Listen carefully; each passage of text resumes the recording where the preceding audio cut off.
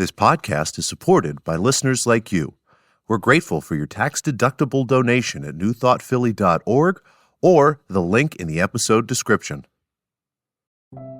A practical prayer is a prayer that works. These discussions between Reverend Bill Marchioni and Carol Lawrence dive into the details of how it works and how to work it. Reverend Bill is a New Thought minister and the author of Practical Prayer for Real Results. Your new life begins with a new thought.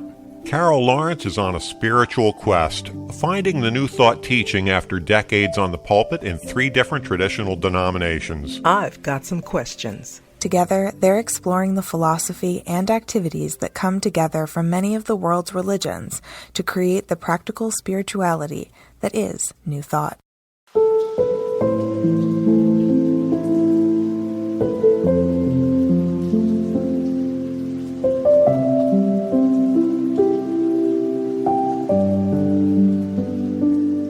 Welcome to the Practical Prayer Podcast. I'm Carol, here with Reverend Dr. Bill Marchioni. My microphone keeps doing this.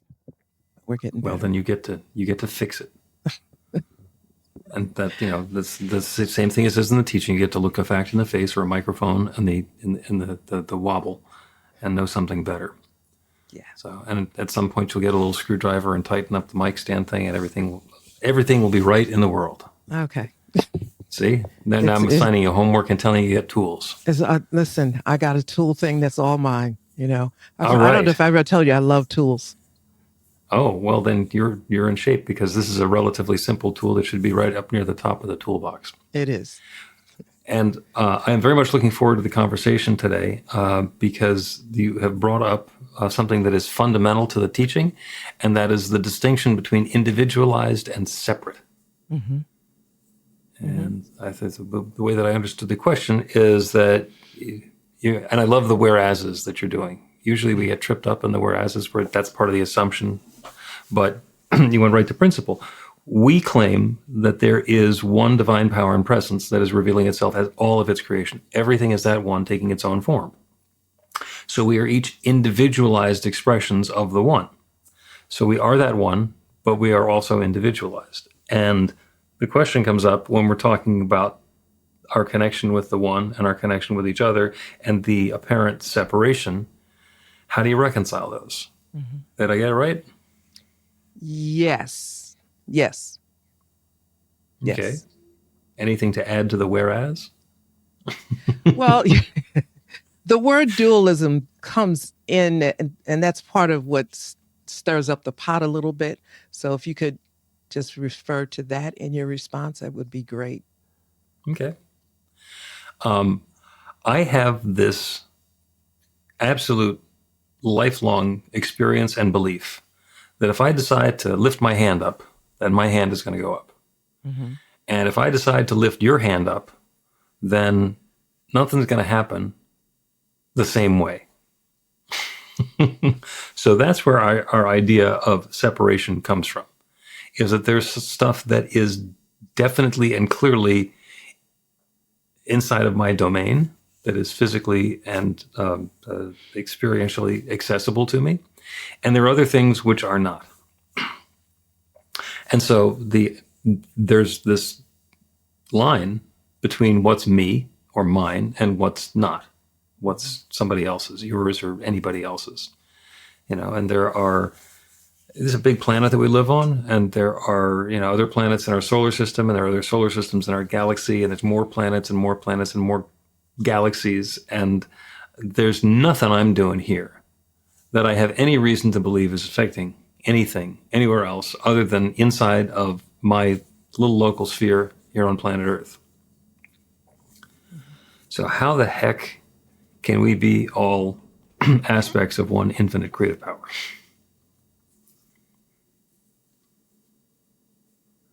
I'm waiting.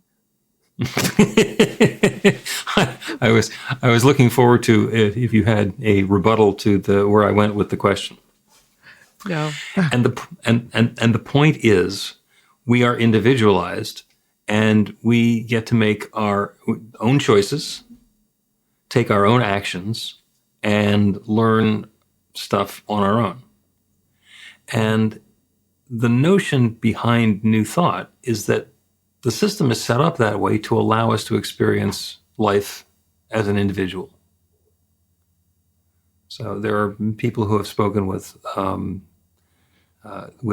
non-corporeal beings. There's the people who are channels and are communicating with one or multiple intelligent life forces that are not present on planet Earth.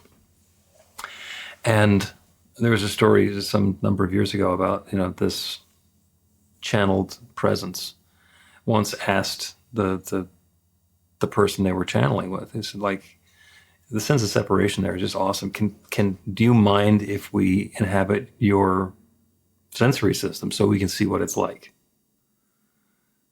And the person who's channeled said, that's a weird question. Sure, go for it. And so they did. And so this infinite intelligence that is connected with the one and knows that it's connected with the one and knows that there's no separation took a look from inside the medium's body. Mm-hmm. And they got done and they said, wow, that illusion is so good. We absolutely see how you believe that you're separate. It is set up so well to give you that sense of separation, that you're isolated, that you're on your own, that you're not connected to the one. Didn't go into why that was happening, but just the observation that it's an illusion and it's a really good illusion. And so my idea is, if that's what the illusion is, and the project is to make us as individualized expressions of one infinite creative power, one divine source, one love, one mind, to make us believe that we're separate, that's got to be part of the program. That's got to be part of the reason that we're here. To make us believe that we are separate. Making us believe that we are separate is crucial to whatever else is going on. So in order to let us live our lives and do the things that we're doing, we have to believe that we're separate. And my thought about this, and I could be completely wrong, but it's the one that I've been working with for a while, and it seems to be at least an interesting hypothesis, is that we get to have experiences in our sense of separation, which we wouldn't be able to have if we were aware that we were part of the one. For example, seeing somebody across the room and falling in love. If you know that you're one, then there's nothing to see. There's nowhere to fall. And there's no surprise to be had. The same thing for, I've told the story before, it's impossible to surprise the infinite. We have humor. I can say something, and right up until the last second, you think I'm headed in one direction, and I'll change directions. And it's funny and surprising and entertaining because you didn't know it was coming. Mm-hmm. And it is the experience of separation that lets us have those distinct experiences and kind of bounce off of each other as we go through the process of having a life and creating a world and an experience.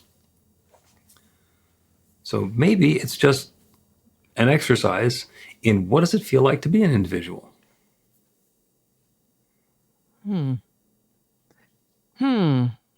Okay, I got to work with that a little bit because the way I've been trying to feel this out is that if we're the same, if I look at you, I see aspects of myself, probably. Mm-hmm.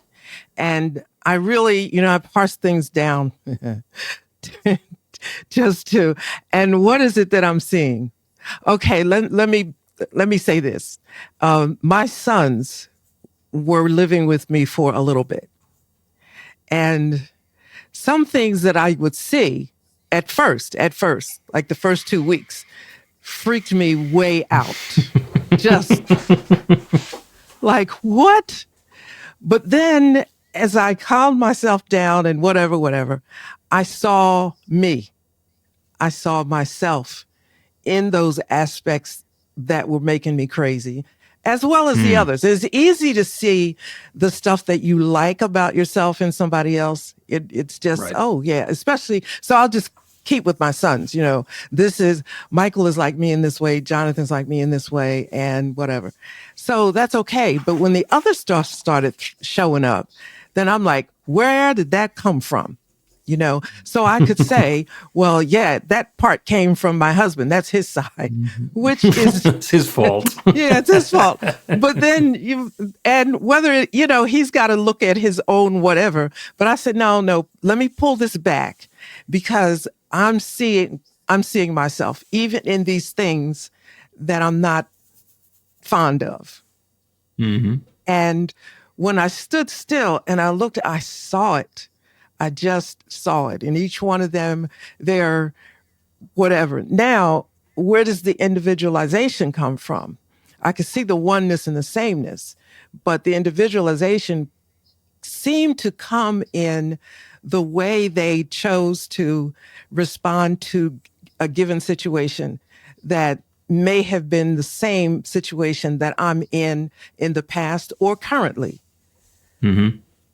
So I'm not sure if I want to use this word, but I can't think of another one. They individuated by like their personality, Yeah. just so when I saw that, I thought, okay, I see it. And then I practiced looking at it everywhere. What is it that attracted me to befriend a certain person? What attracted me to agree that you were going to be my teacher? Really? Maybe you had no choice. Yeah. Well, I told you, I put it out there and I Right. believe, Spirit, here you come. Right. Now, I could have ordered up something else. Not that you're a problem. I'm just saying. It remains to be seen. We're only on episode 187. I know. So if I wasn't committed to Spirit, responding to me and not playing games and all that. So I said, okay, well, this is the one. So what is it about you that I saw me in that made me comfortable with this? I can go with this. That's what I'm saying. Okay. So, yeah. And for me, that brings up some other questions because, we have been doing this dance together for several years and I'm happy with the way that it's going. And you keep coming back. So you seem to be happy with the way that it's going as well. Does that mean this was the only possibility that was open to us? Well, the answer is there's 8 billion people on the planet. Mm-hmm. And it's possible that if this one had slipped by, then there would have been another connection with somebody else for either of us. Something would have happened. And when you think about that, you everybody wants to, grow up and get married and, live a life and have a family, but they only get to have one. There's like this one committed relationship. Some people get to have a half a dozen, but it's still not 8 billion. So we are constantly narrowing down the universe of possibilities and pursuing whatever path seems to be appropriate or uplifting or good for us at the particular time. And I think it is our ability to feel empathy and compassion, to understand that there are other paths that we could have taken. There's nothing wrong with those other paths. And there's other people who are having their own experiences which are different than our experiences. And rather than judge them as being other, and saying, well, that's not for me, to understand, good, it's for them. And, we all get to individualize ourselves differently. And isn't it wonderful that there is that much richness in this infinite creative power, this one power, to be able to create so much different stuff? Yeah, I was listening and I'm thinking like maybe I'm narrowing it too much, but I'm not. It works for me, I think. Mm-hmm. It's like purpose in it. When I met you, I said, This is the guy you sent. This is the teacher you sent. Really?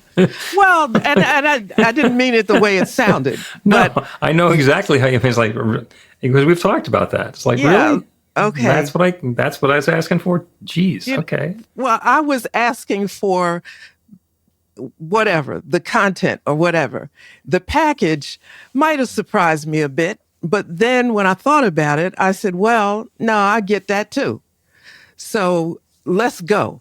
Because now, listen, okay. I always have sometimes it's a plan, but I have a vision. Mm-hmm. I see something. Now it changes, but there's something there. And I assume this to be that, a step toward that. Not the end, but what is necessary at this moment. That's the way I look at it. And it's God in you that I needed to connect with. You know, the God in me had to connect with the God in you to steer this. I don't know what you're doing. That was not important. That was not, and I mean this respectfully, that was not important to me. What I asked for appeared, and it is my responsibility then, if I so choose, to move forward with that which was sent to me. So it had to be, you had to, as the God in you, had to be responding to what I need to get toward what I'm looking for or what I want. Or, the nice term, my desired reality. There you go. You have reminded me of an old joke, which I'm going to tell before we take a break. And the guy's walking along the edge of a cliff, and he stumbles and he falls over the cliff, huge, like 1,000-foot cliff. And he manages to grab onto a little tree on his way down. And so he's dangling there. And this tree growing out of the side of the cliff. There's no way he can imagine what's going to happen. So all he can see above him is sky. And he says, if there's anybody up there, please tell me what I should do. And clear as a bell, he hears this voice that says, let go. Let go. He thinks for a second, he looks down, he looks back up, he says, is there anybody else up there? Yeah. So it is possible to resist when the teacher shows up and it's not what we had in mind. You got any other teachers? Could we send somebody else over this way, maybe? And I get it. Let's take a break. And when we continue, we're going to talk about raindrops and rainbows. Learn to put practical prayer to work in your life. The steps are simple to learn and let you begin to get real results to create the life of your dreams immediately. Reverend Bill Marcione's widely acclaimed book, Practical Prayer for Real Results, gives you a clear summary of the New Thought principles behind practical prayer and the series of easy-to-understand steps found in the most effective prayers from religions and spiritual practices all over the world and throughout history. Practical prayer is not a replacement for your religion or practice. It's a technique to make the work you do in consciousness even more effective. The book includes 40 prayers on various topics that you can adapt as needed and use as your own. Practical Prayer for Real Results is available in paperback, Kindle, and audiobook on Amazon or at b-the-light.com. That's b-the-light.com.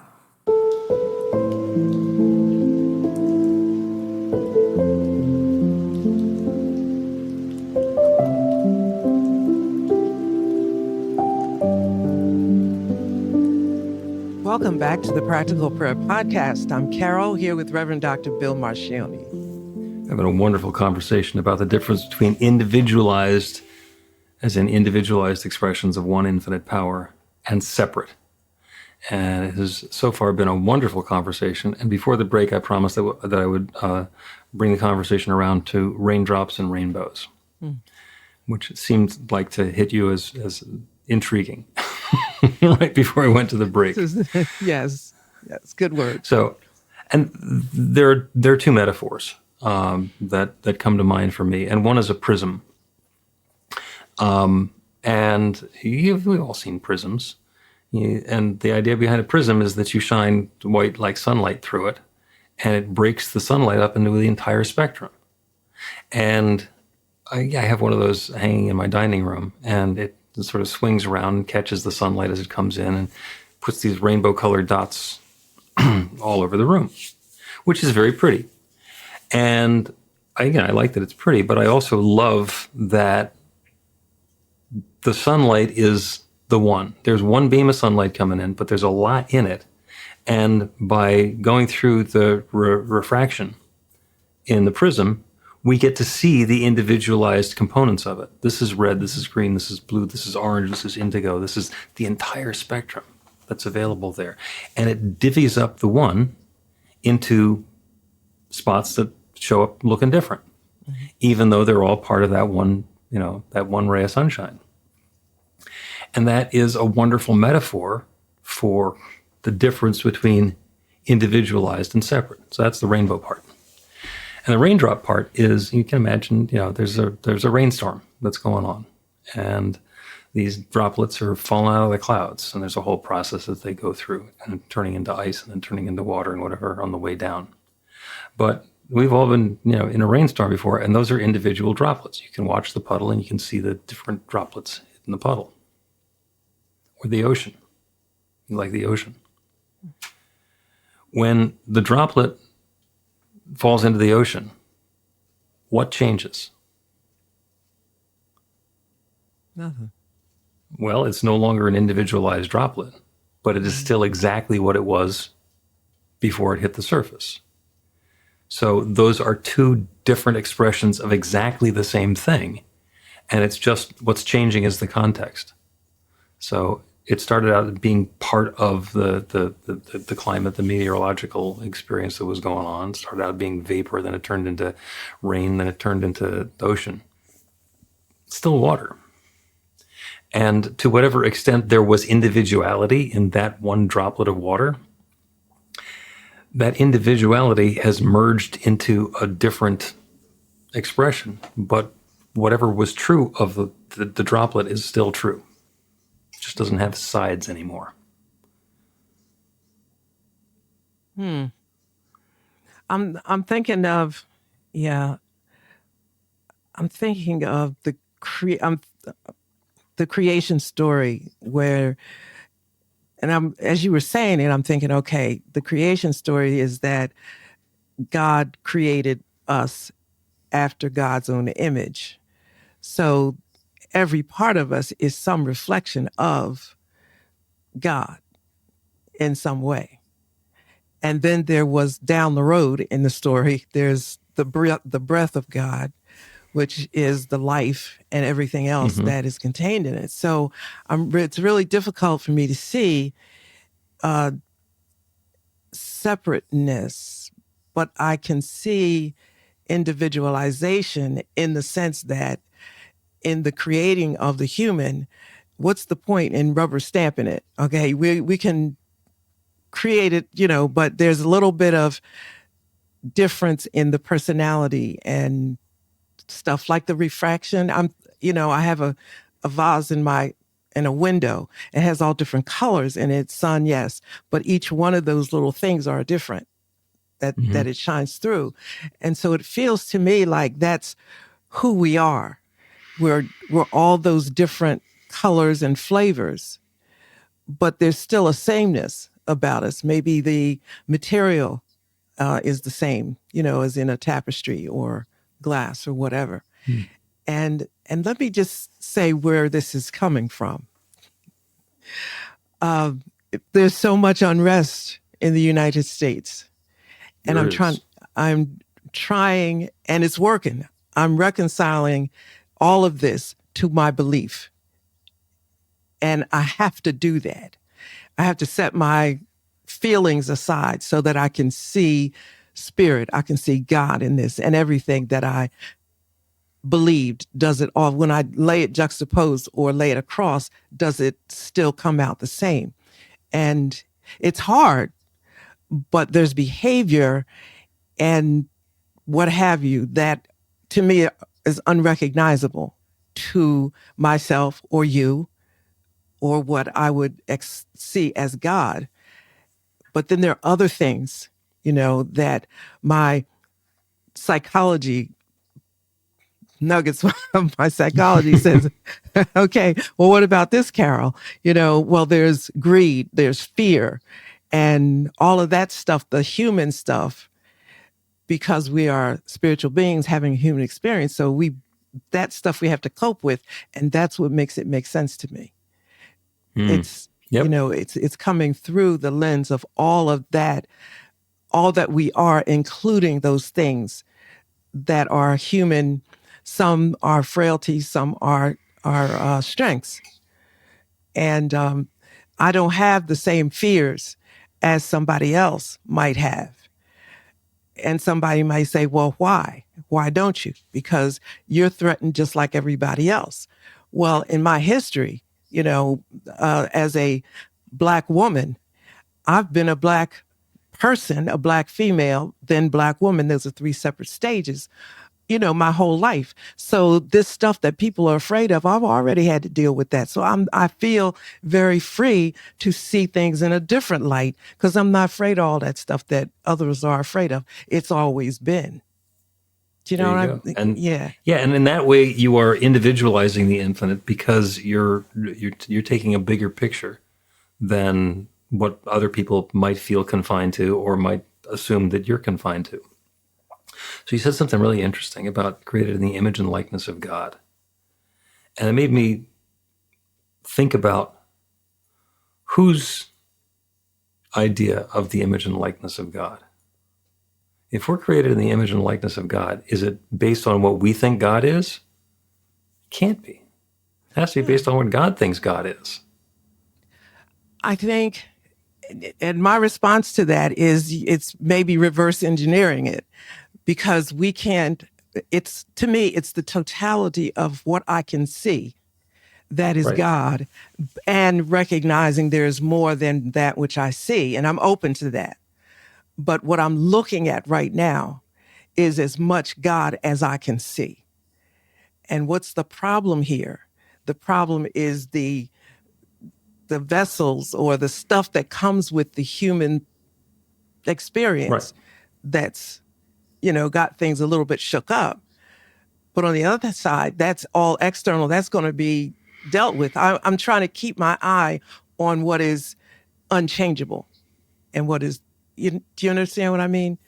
Oh, I do. And actually, the other thing that I was thinking about was we have currently our theology is a God that is omnipotent, omnipresent, omniscient, knows everything, is everywhere, is everything, and omniactive. That's not always been the story of God. You go back to the ancient Romans or Greeks, they had a bunch of different gods and they were pretty dysfunctional. They were doing things that you wouldn't really consider to be godlike. Mm-hmm. Picking fights with each other and hiding things and stealing stuff. And I mean, there's all manner of dysfunctional behavior. So perhaps when we are made in the image and likeness of God, we have different aspects. We have our Apollo and our Zeusness and, our the other aspects of us, our Narcissus. And we get to act that out and have a human expression of that divine quality that might not be, all harp music and streets paved with clouds. Yeah. I don't know. Well, okay, so let's get into the human space again.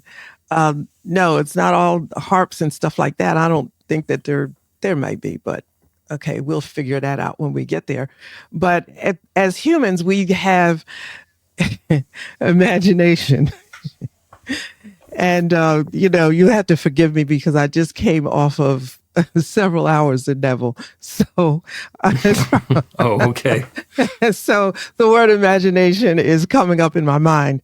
But each of us and I'm going back to the word personality and all the little aspects that make me who I am, my personality as opposed to somebody else's, doesn't change the fact that God is in us, but it colors or changes the way God appears as God expresses through me. Now, in my imagination, I can freely imagine God however I choose. And if I choose to separate God into all these other odd gods, then that has nothing to do with the actual reality of the one. It's my personal Carolism imagination that takes me in that off direction. And it's the same imagination that is taking several individuals off in an off direction in the country right now. I don't see it as any different. So it allows me to be very grounded and say, we've all been here before in different scenarios. My definition of God is the Ansamian definition of God. God is that than which nothing greater can be conceived. So you guys screwing it up out there,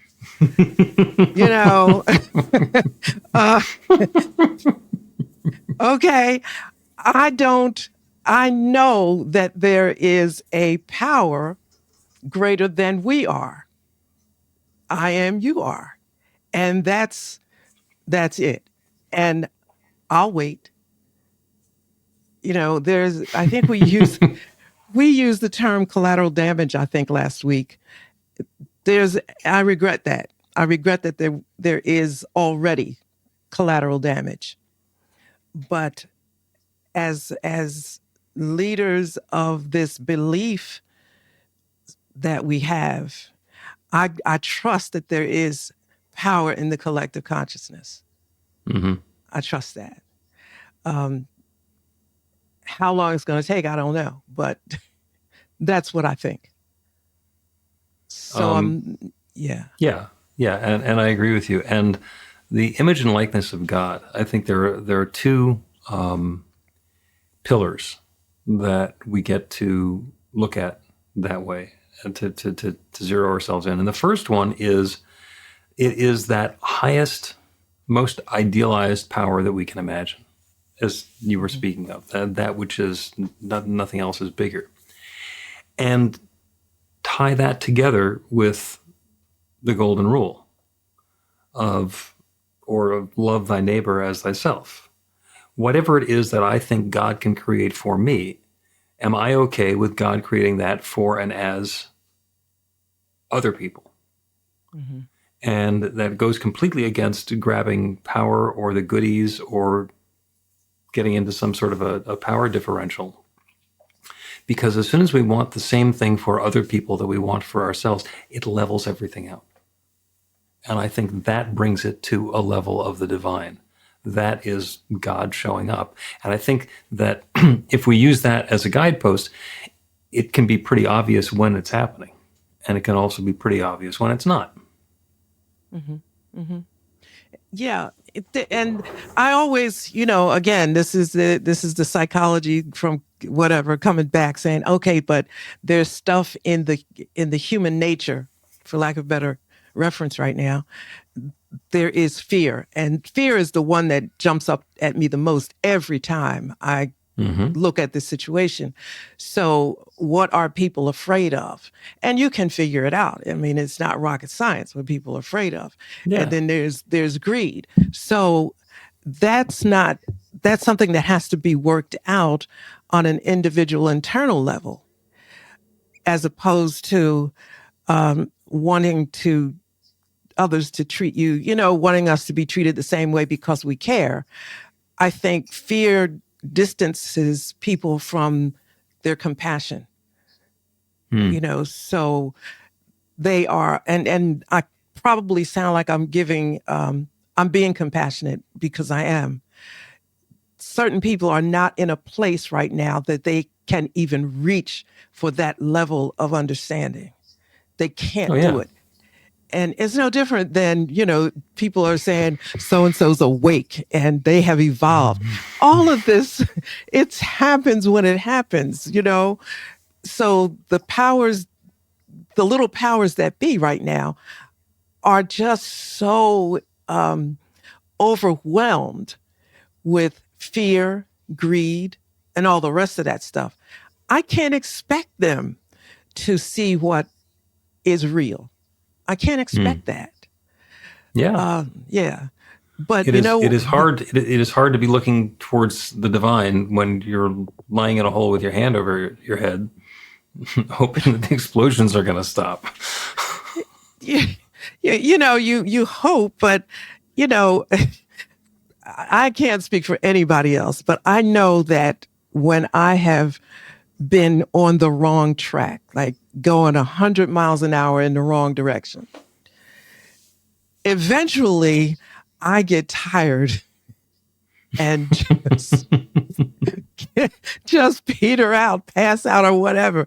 It cannot go but so far because there is order in the universe. You just cannot oppose it, but for so long. Right.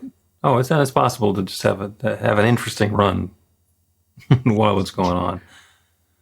Interesting. Yeah. The Chinese have a curse, may you live in interesting times. So these times are certainly interesting. Yeah. Let's take another break and we'll come back. We'll do a prayer. And this is going to be about acknowledging our individuality and claiming our oneness with the divine.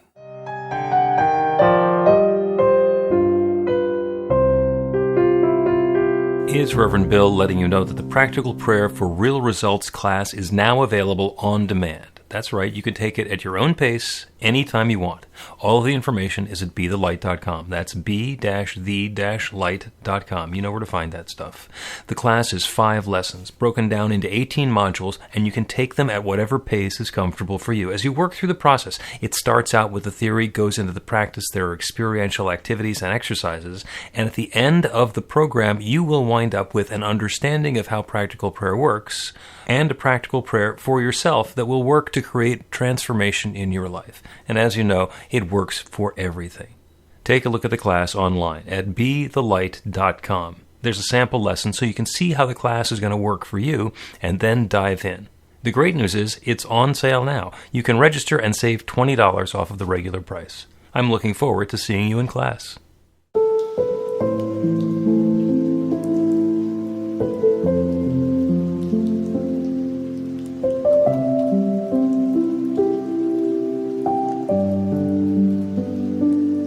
Welcome back to the Practical Prayer Podcast. I'm Carol, here with Reverend Dr. Bill Marcioni.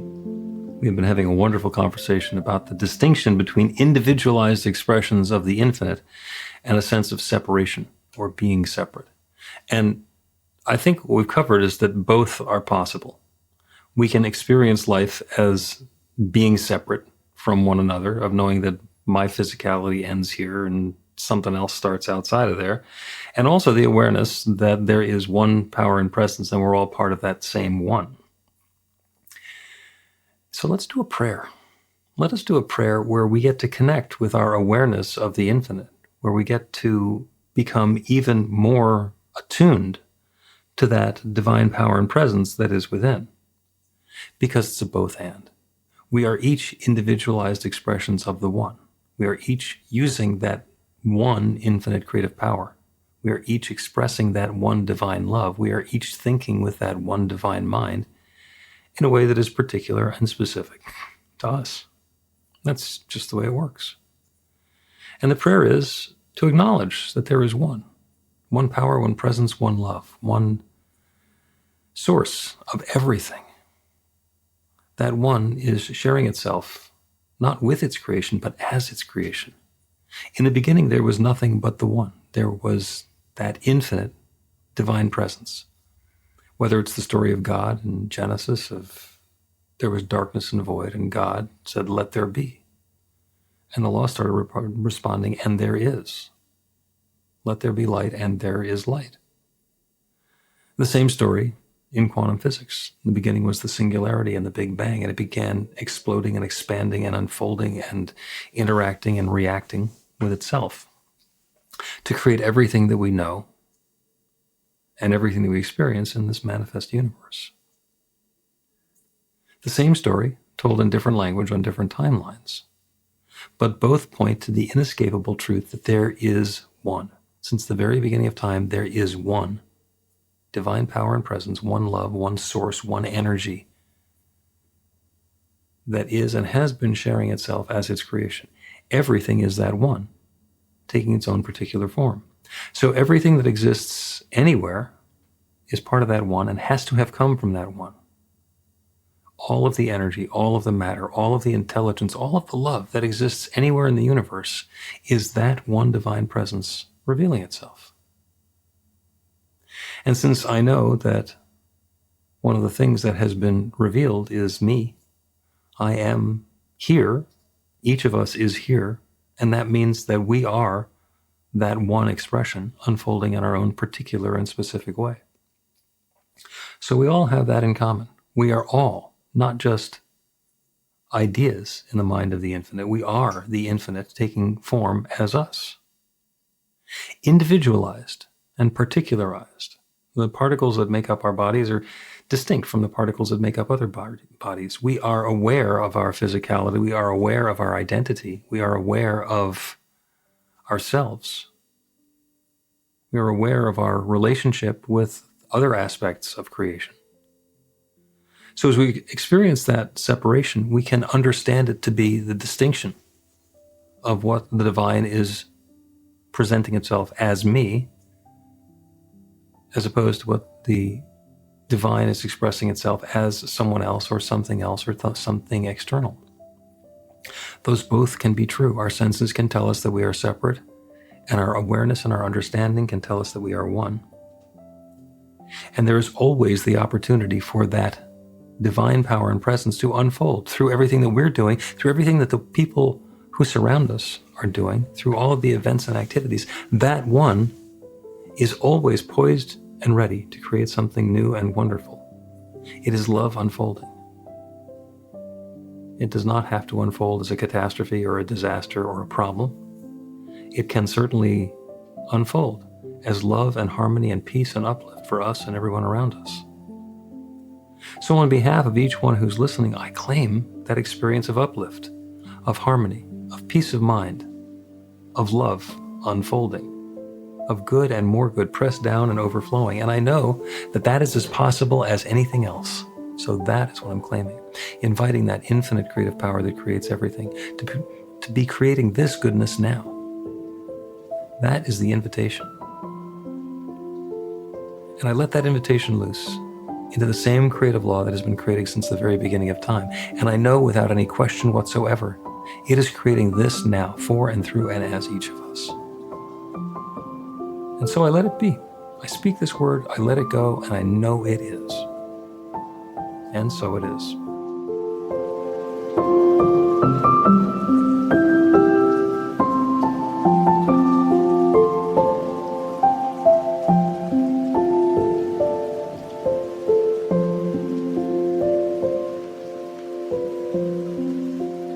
The Practical Prayer Podcast with Reverend Bill Marcioni and Carol Lawrence is a production of BeTheLight.com. be-the-light.com.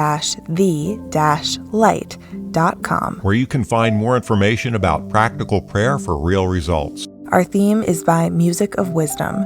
You can learn about the spiritual community of New Thought Philadelphia with daily guided meditations, Weekly celebrations of spirit and Reverend Bill's classes in practical spirituality at newthoughtphilly.org.